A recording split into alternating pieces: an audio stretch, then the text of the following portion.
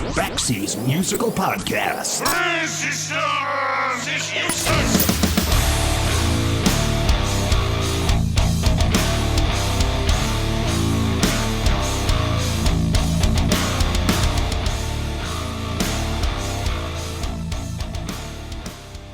Hey, everybody, welcome back to Baxie's musical podcast. In 1977, punk rock was all the rage in the UK. But if you didn't spike your hair or have safety pins in your face or hork up gobs of spit at your favorite band while they played live, then you just weren't fitting in. By all accounts, England was crawling with young upstarts who were beginning bands without the burden of having to learn music theory or devote hours to expensive lessons. All you had to do was steal a guitar, learn a chord or two, and find something to plug into, and then suddenly you're ready to join a band.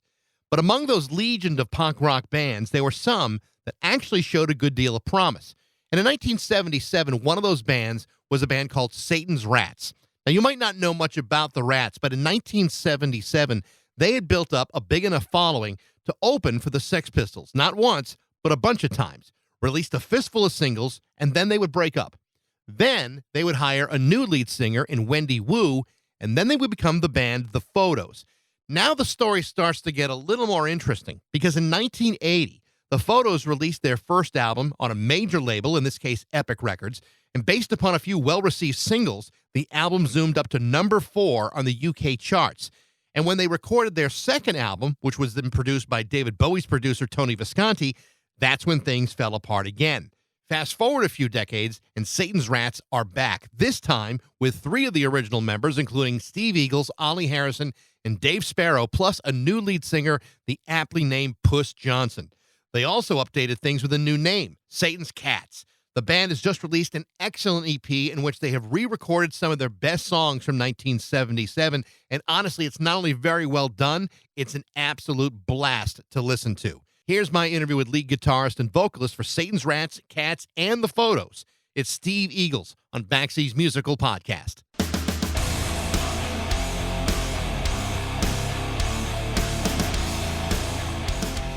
Hi, Baxie. Hey, how are you? I'm well. Good to have you here, though. I appreciate you taking the time. No, it's a pleasure, man. I got to tell you, I got the EP last week, and I've been listening to it a lot over the last couple of days. This had to be so much fun to put together. Yeah, I think it was. Yeah, absolutely. I mean, to bring the old guys back and with some new blood in there, this had to be a lot of fun to go back and listen to these songs and say, yeah, let's do those again. Yeah, well, that came about by Ollie, the drummer, who suggested, and it was in lockdown, and he sent me an email and he said, wouldn't it be good to get Puss to do some vocals on some old Rats tracks? And I kind of thought, well, maybe not, because I hadn't really listened to those tracks for a long time. And I'm a guitar teacher, that's what I do. And one of my students asked if we could do some old Satan's Rats songs. So I said, okay. And we put these tunes on and played through them. I thought, Jesus, these are great. Yeah. Yeah. But yeah, I sent Ollie an email. I said, yeah, why not? Let's do it. And that was about a year later. Listening to the EP and then going back, listening to the old songs, and then spending some time listening to Puss Johnson. I have to say that other than Rat Scabies and Buster Bloodvessel, I think Puss Johnson may have the best stage name I've ever heard. I think that's fantastic. And then to find out she comes from the band Pussycat and the Dirty Johnsons, that's like frickin' poetry. It just rolls right off the tongue. Yeah. How did you guys come to contact her? Well, Puss and Ollie are an item. They've been together for a while now, and Ollie even had to take over on drums for one of the UK tours that the Dirty Johnsons did, because the drummer had injured himself or something, and Ollie had to learn all the songs and do a UK tour. It was a bit of a shock to the system for Ollie, but I think he enjoyed himself, because he played drums for a long time. When you guys got back to playing these songs again, and you know, you're talking about remakes of "You Make Me Sick" and "Facade" and "Sex Object" and "Year of the Rat." When you guys get back to playing these things after a period of time of not, like you said, not really thinking even about these songs, I mean, what was it like the first time you guys are playing together again? And did it sound and feel right to you? Well, it was kind of weird because we agreed to meet in this town called Basingstoke, which is where Puss lives, and it's not so far from London. Ollie lives in London, and me and Dave, the bass player, we live in this little town called Evesham, which is about 100 miles away or something. And so we drove down to this little rehearsal room in Basingstoke, and we'd done our homework on the songs, and then we got in this room and we started playing the songs, and they sounded tight and everything, but they were all in the wrong key for Puss's vocal. So the hardest thing was just trying to transpose everything into a different key. It was like a tone and a half difference Mm. from the original recordings. But once we did that, she was on it. She is a quality singer. No, there's no question about it. She crushes those songs, and actually one that was kind of a surprise that you did was the Rocker, the old Thin Lizzy song. Thin Lizzy is not a band that gets an overwhelming amount of attention here in the States, but they were different. They were perceived very differently in the UK, obviously, being from Ireland. But yeah, she crushes every song. She's really a good singer. Yeah, yeah. I mean, that was another one. Ollie said, "Can we try the Rocker?" And on the drive up there, me and Dave said that ain't gonna work. And we played it, and she nailed it. I Yeah. mean, she owned it. It was amazing. To go back to these songs that you guys had written back in '77 or '78 or however far back some of these songs go. I mean, you guys started Satan's Rats in early 1977, and you were literally like, I think the average age of all four of you were like 17 years old.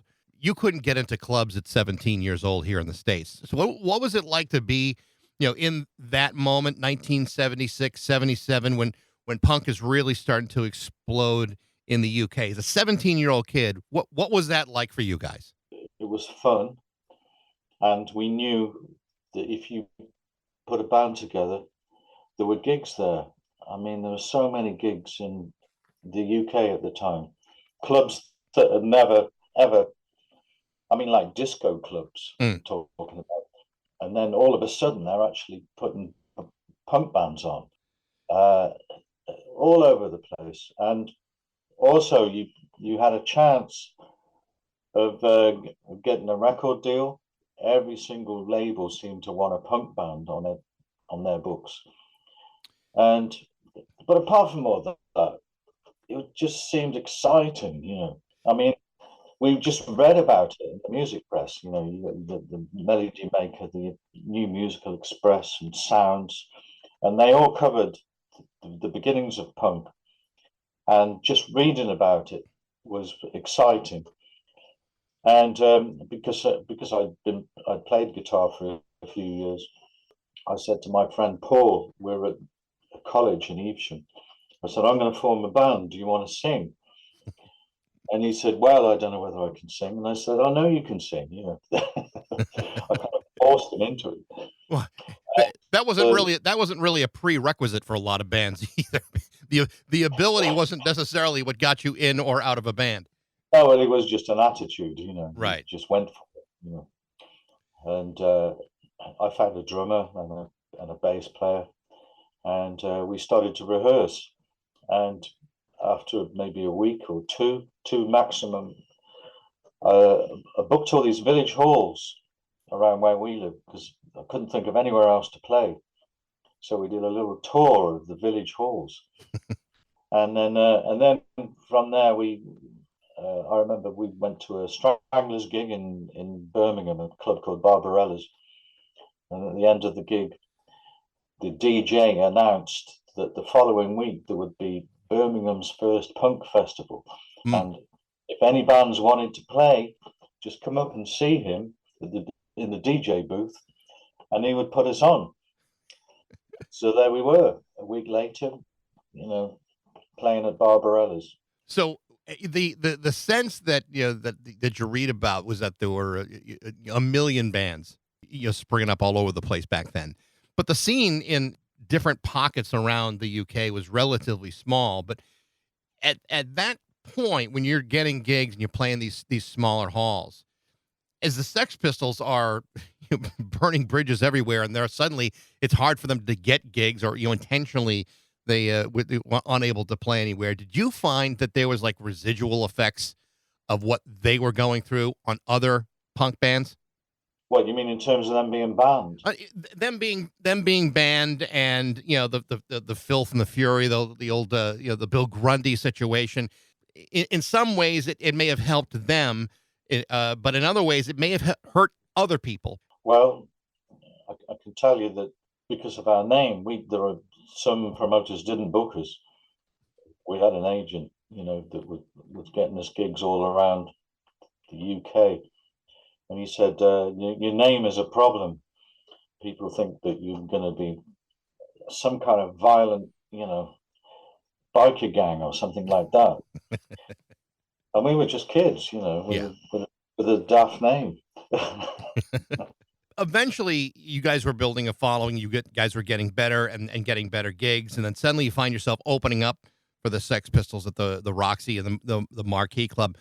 What was it like to be opening for them with everything going on back in 77? Well, that gig came about because our agent had booked us in some northern club in Doncaster or somewhere, and it got cancelled at the last minute. So we didn't do this particular show. And then a week later, he contacted our manager and said, I blew this gig out at the last minute, but maybe this will make up for it. He said, I've got your band to open for the Sex Pistols in Wolverhampton at this place called the Lafayette Club. And that's how we got it. And it was a secret gig, and we were told that we had to get in there at midday, and we couldn't leave the club. We had to stay in there all day with the Pistols, which was fun. What was your impression of them back then? Well, kind of cartoon characters, Did you get a chance to see that docuseries about the Sex Pistols? Pistol, the one about Steve Jones. Yes, I saw it. What was your thoughts about that? I loved it. Yeah, I've talked to a number of people who had seen it and were kind of in the scene, Jaw Wobble and some other people, and they kind of all feel the same way, that the first couple of episodes in particular really kind of captured the mood of what was going on back then, and certainly the mood around that band. You talk about them being kind of cartoon characters. I think that's certainly the impression you get from that series, but it sounds like that was kind of what they were and who they were at that time, and playing with them. I'm sure you must have seen a good deal of that. Yeah, because you read about them in the press, and you saw their interviews or read their interviews, and you saw them on the telly, and they lived up to it. They were cartoon characters. It was like when we met the Ramones once. We shared some dressing rooms with the Ramones. They were cartoon characters.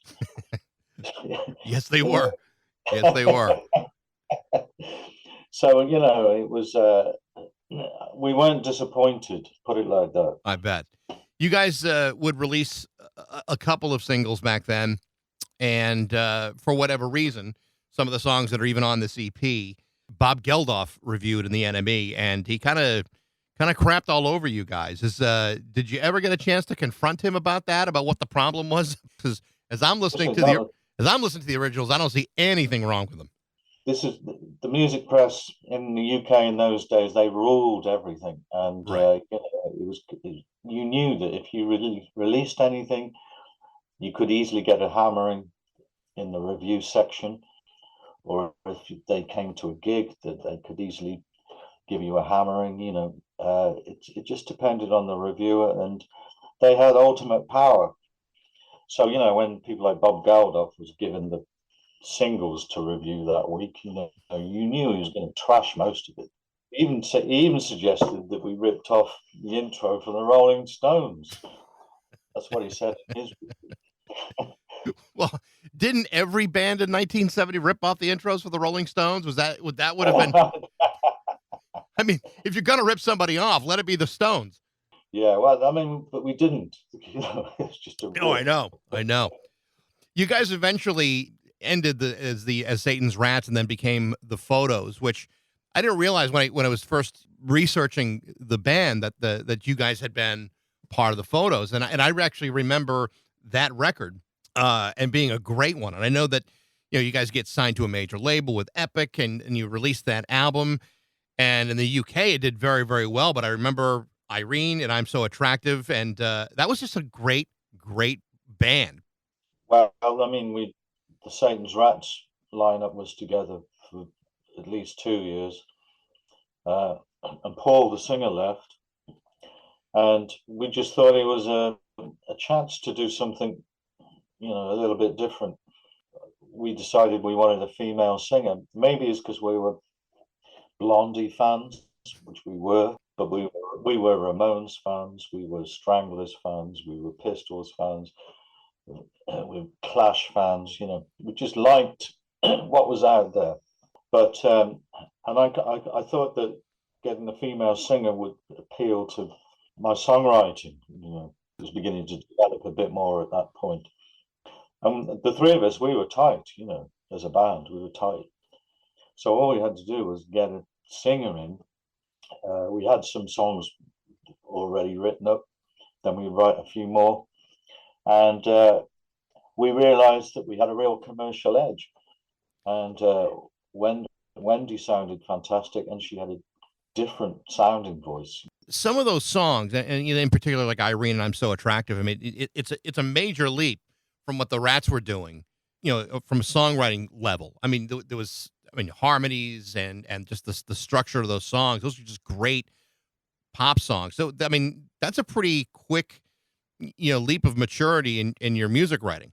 I guess so. But we just got off on, going into the room where we used to rehearse and coming out at the end of it with a what we thought sounded like a top 30 single or something. And when you get that buzz, you carry on doing it. It's intoxicating, really. You guys tried to release a second album, Crystal Tips and Mighty Mice, and I know there's a story about it that it was just released as promotionally, but it never hit retail stores. What was the story with that record? Because it took like 27 years before I think it was Red Cherry Records finally released it. What was the story on that record? Well, the story was that we recorded this album with Tony Visconti. We had a fantastic time recording it, and we came out the other end with what we considered to be a great album. And a load of people, the higher-ups from CBS came down to listen to the tracks, the playback, and declared it as, a great album. And we thought everything is fine. But then Muff Winwood, our A&R guy, said, I want you to go away and write a couple of top 30s. I said, what are you talking about? He said, I just want some, he said, I don't hear anything. He said, I think it's a great album, but I don't hear any hit singles on it, apart from this one track, which I think is a number one. My head was spinning. I just didn't know what to say to him. And he refused to release the album until we had the top 30 single. That's amazing to me because, Muff Winwood has, produced great records. So did, Tony Visconti back in 1981, 82, or whenever this was. That guy was like producing, major records back then with, Bowie and everybody else. It would seem that anything that guy touched, you just put out. Absolutely. And Tony was so angry about this. he said, "I'm never going to have anything to do with CBS or Epic or anything." He was really upset, and it was like a really must have been a bad chapter in his career, Yeah. because I'm sure nothing like that had ever happened to him before. So 27 years later, the album finally gets released. How did that come to happen? I mean, you had for like the next 2.5 decades. You're probably just sitting there wishing this thing could come out. But how did it finally make its way into stores? Because I emailed Cherry Red, and I'd already got them to release the first album, on a CD years later. And I said, "Look, there's this second album in some vault somewhere." And they tried to get it out of CBS, and then it failed. And then I urged them to have another go, which they did. And then they had some success, and the tapes were released. And then they had to be. Have you heard about tapes being baked? Yeah, Because, yeah, yeah, they had to do that with the masters. And then I had a collaboration with this guy, and he put all the sleeve notes together, and we just put the package together just by email. Really, we didn't even meet up. And Cherry Red finally released it on CD, and it sounded great. But did you say 27 years? that's what I counted. 27 years. Yeah, but it came out 27 years too late, didn't it? Yeah, but still, it's just interesting to me how a record company or an executive can come down to a studio, listen to this piece of work that everyone's excited about, and for whatever reason, hold it up on a whim. And that's. I know that that's not the only time that's happened in music history, but it's remarkable when it happens, and you hear these stories about how much great music probably got destroyed and forgot about for that very reason. I know. I mean, we had a nickname for Muff Winwood. It was Duff Dimwood.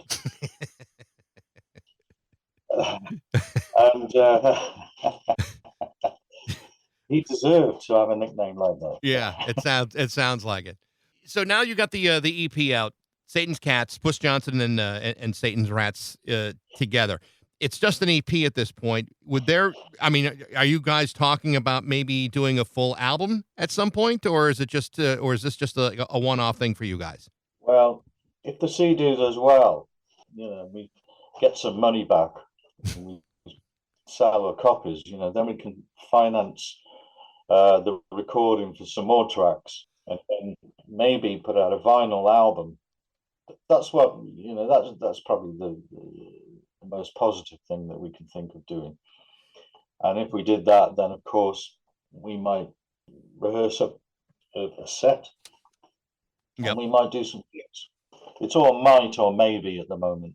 You all of you guys between Ollie Harrison and Dave Sparrow, you've all done things over the years. You were just saying that you're now a guitar teacher. Do your students have any understanding of your history and your background? Do they know what they're getting into when Steve Eagles winds up taking them on as a student? No, I don't think they do. Although I had a couple of teenage kids that I've been teaching, and I gave them a copy. They're brother and sister, and they absolutely loved it. They thought it was really cool. And they're not wrong. They're not. Wouldn't it be funny if you found out they were like Bob Geldof's grandkids? Yeah, I might have had a word to say. Yeah, go send this here. Take this copy to your grandfather. See what he has to say about it. Well, Morrissey from the Smiths. I mean, he reviewed one of our singles. And how well did that go? Oh, he trashed it. But he doesn't like anything. So I mean, that's actually a sign of approval. If you can get him to hate something, that's actually good. And on the other hand, everyone hears that and says, "Yeah, okay, but it's Morrissey." So give him the credit where it's due. The EP is an absolute blast to listen to. And again, it's all of 5 songs, 4 of which were done by the original Satan's Rats and the rocker from Thin Lizzy. Steve, it's great to talk to you. I wish you all the best of luck with the EP. It is a lot of fun. So thank you so much for joining me today. Thank you, Baxie. Take care. All right. Cheers, man. Bye-bye. The name of the new EP is Satan's Cats by Puss Johnson and Satan's Rats, available on Salamander Records. Thanks for listening. I hope you enjoyed it. If you did, feel free to like it, share it, review it, tell all your friends about it. You can email me at bax@rock102.com. I'd love to know what you think. And thanks again for listening to Baxie's Musical Podcast.